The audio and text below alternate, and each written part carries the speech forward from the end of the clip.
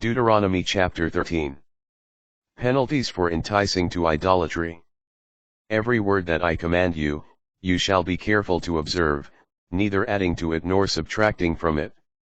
If there arises in your midst a prophet or a dreamer who promises you a sign or wonder, saying, Let us go after other gods, whom you have not known, and let us serve them, and the sign or wonder foretold to you comes to pass.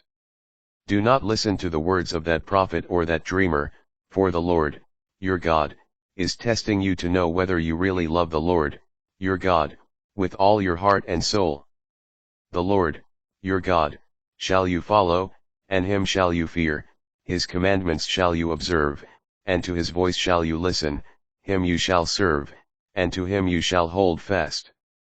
But that prophet or that dreamer shall be put to death, because, in order to lead you astray from the way which the Lord, your God, has commanded you to take, the prophet or dreamer has spoken apostasy against the Lord, your God, who brought you out of the land of Egypt and redeemed you from the house of slavery.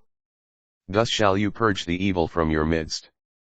If your brother, your father's child or your mother's child, your son or daughter, your beloved spouse, or your intimate friend entices you secretly, saying, Come, let us serve other gods, whom you and your ancestors have not known.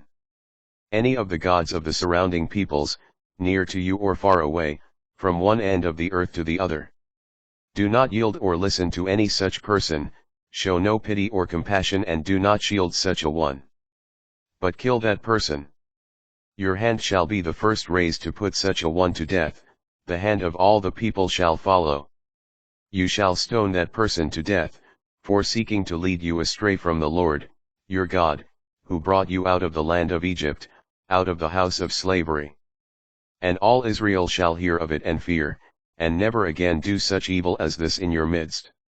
If you hear it said concerning one of the cities which the Lord, your God, gives you to dwell in, that certain scoundrels have sprung up in your midst and have led astray the inhabitants of their city, saying, Come, let us serve other gods, whom you have not known. You must inquire carefully into the matter and investigate it thoroughly. If you find that it is true and an established fact that this abomination has been committed in your midst, you shall put the inhabitants of that city to the sword, placing the city and all that is in it, even its livestock, under the ban. Having heaped up all its spoils in the middle of its square, you shall burn the city with all its spoils as a whole burnt offering to the Lord, your God. Let it be a heap of ruins forever, never to be rebuilt. You shall not hold on to anything that is under the ban, then the Lord will turn from his burning anger and show you mercy, and in showing you mercy multiply you as he swore to your ancestors. Because you have listened to the voice of the Lord, your God, keeping all his commandments, which I give you today, doing what is right in the sight of the Lord, your God.